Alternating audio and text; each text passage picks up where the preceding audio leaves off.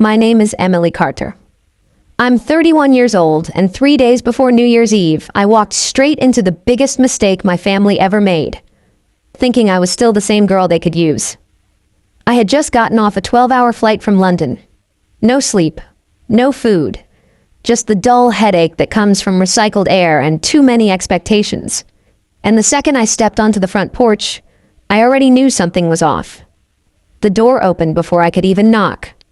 My mother stood there. No smile, no "you made it," no hug, just a sentence that sounded like it had been practiced. "You're here. Good. We need you to watch your brother's kids. We're leaving tonight." She didn't even wait for my answer. She just turned around and walked back inside like I was a delivery that had finally arrived. I didn't move, not yet. I stood there, one hand on my suitcase, staring into the house I hadn't been back to in 2 years, and felt that familiar pressure building in my chest. That quiet, heavy feeling that right before I said yes to something I didn't want. Inside, I could already hear chaos. Kids running, a TV blasting cartoons, someone yelling about packing, and then my brother Ryan appeared in the hallway. 3 kids clinging to him like climbing vines. He grinned when he saw me. "Perfect timing," he said. "Guys, this is Aunt Emily. She's gonna hang out with you all week. All week. Not can you. Not would you mind. Just decided." One of the kids wiped his sticky hand on my coat. Another one tried to grab my bag.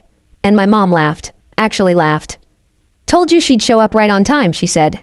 That was the moment something in me shifted. Not snapped. Shifted.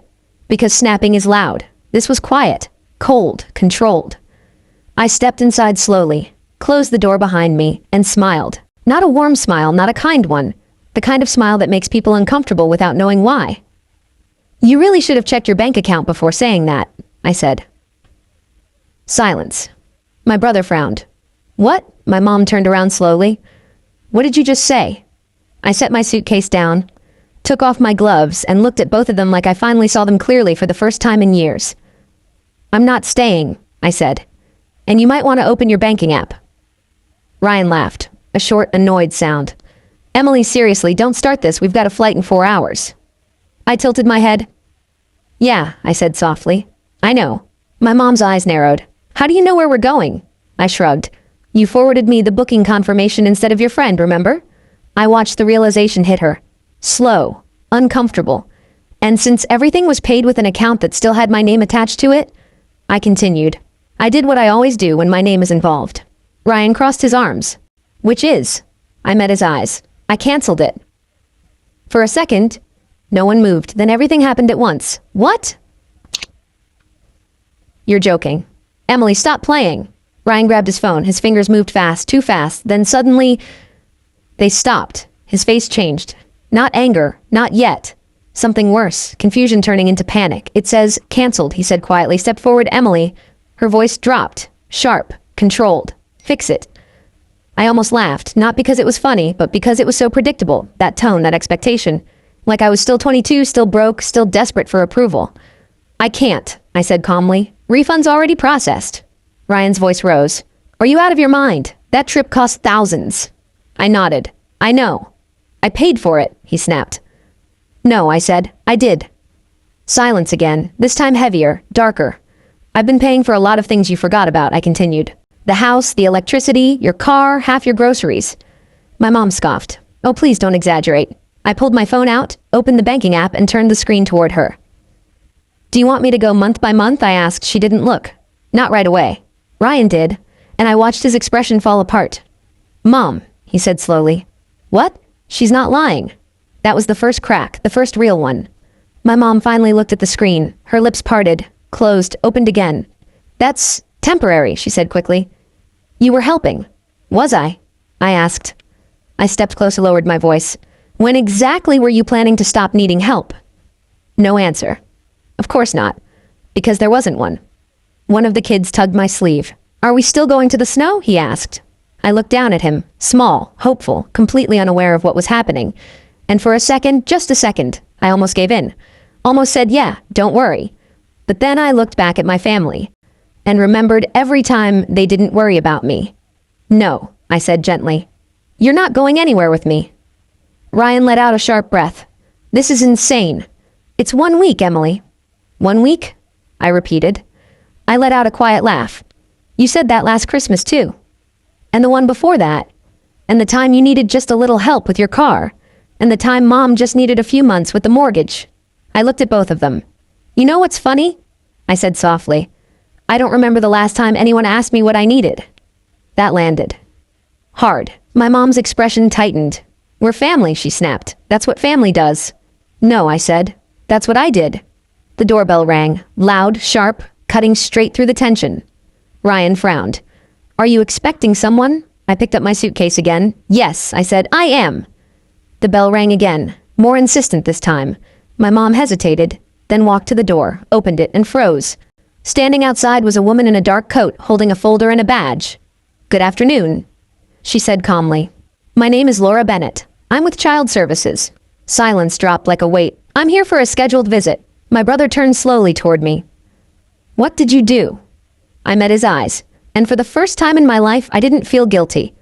I stopped fixing things, I said quietly. Если хочешь, я продолжу. Часть 2. Эскалация. Проверка, скандал, раскрытие правды. Часть 3. Полный разрыв и последствия. Часть 4. Жизнь после плюс мощный финал. И могу сразу адаптировать под YouTube с удержанием, паузами и клиффхангерами. The air inside the house changed the second those words landed. Child Services. Not loud, not dramatic, just final. My mom's hand tightened on the door. There has to be some mistake, she said quickly, forcing a smile that didn't reach her eyes. We didn't call anyone. I did, I said. I stepped forward, just enough for the woman Laura to see me clearly. I'm Emily. I'm their aunt. Her eyes moved over me in a single practiced glance. Suitcase. Coat. The kids, the half-packed bags, the tension hanging in the air like something about to break. She noticed everything. People like her always do. Is now still a good time? She asked calmly. Ryan let out a harsh laugh. A good time? Are you serious right now? Sir, she said, still calm, this won't take long. My mom turned on me. Her voice dropped low. Dangerous. What did you tell them? And just like that, I was back there again. Years ago. Standing in the kitchen while she asked the same question. Not because she wanted the truth, but because she wanted control. Only this time, I didn't give it to her. I told them what I saw, I said. Ryan stepped closer. You're unbelievable, he muttered. You fly in here and try to destroy us in 5 minutes? I didn't answer him, because the truth was, this didn't start 5 minutes ago. It started years ago. Laura cleared her throat slightly. Ma'am, I do need to come inside. My mom hesitated. For just a second. And in that second I saw it. Fear. Real fear. Then she stepped aside. Fine, she said stiffly. Come in. Laura walked in slowly, measured. Her shoes barely made a sound against the floor, but her presence filled the entire room. The kids went quiet. Even the TV suddenly felt too loud. She glanced around, the overflowing sink, the empty snack wrappers on the floor, the open suitcases, the coats half on, half off. Chaos. Not unusual chaos, but careless chaos, the kind that builds up over time. Where do the children sleep? She asked. Ryan scoffed. They have rooms. I'd like to see them. My mom jumped in quickly. The house is just a little messy, we were leaving. For a vacation, Laura finished. That's fine, I still need to see the rooms. There was no arguing with that tone. Not rude, not aggressive, just immovable. The kids started following her down the hallway, curious, confused. One of them looked back at me, like I had answers. I didn't smile this time. I just watched. Because this part mattered.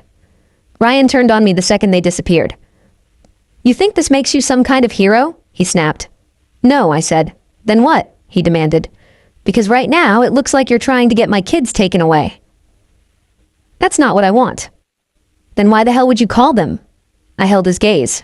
Because for once, I wasn't going to soften it. Because you weren't listening to me. Silence. Not complete, but enough. You ignored every call, I continued. Every time I said something wasn't okay. My mom crossed her arms. Oh, here we go, she muttered. No, I said quietly. Let's actually go there this time. I took a step forward. You remember last month? I asked Ryan. When I called and your youngest was outside in the cold? No jacket? He was fine. He was crying, I cut in. Ryan's jaw tightened. You're exaggerating. Am I? I said. I pulled out my phone again, opened my photos, and turned the screen toward him. A screenshot, frozen frame from a video call. A little boy standing barefoot on the patio, red hands. Tears on his face. Ryan didn't speak, didn't even blink. My mom looked away first. That doesn't mean anything, she said quickly. It means no one was paying attention, I replied. And that wasn't the only time. I scrolled. Another screenshot. Mess. Clutter. A toddler near an open back door. You're twisting things, Ryan snapped. No, I said. I stopped ignoring them. The house felt smaller, tighter, like the walls were slowly closing in. You think you're perfect? My mom shot back. You think your fancy job makes you better than us? I let out a quiet breath. No, I said, but it means I know what responsibility looks like. That hit harder than yelling ever could. Upstairs, footsteps creaked, then voices. The kids again, and Laura's calm tone. A few seconds later, she came back down. Her expression hadn't changed, but something behind her eyes had. Thank you, she said. I've completed an initial walkthrough. Ryan folded his arms tightly. And? She looked at both of them. Direct, steady. I have a few concerns. The words dropped heavy. My mom forced a laugh. Of course you do. It's not a showroom. It's a real house. I understand that, Laura said, but there are safety issues. Silence. Supervision, she continued. Access points that need to be secured. General living conditions that need improvement. Ryan shook his head. This is ridiculous. No, she said calmly, it's standard. She reached into her folder and handed over a paper. A checklist. These need to be addressed before the follow-up visit. Follow-up? My mom repeated. Yes. Her tone didn't change, but it became heavier.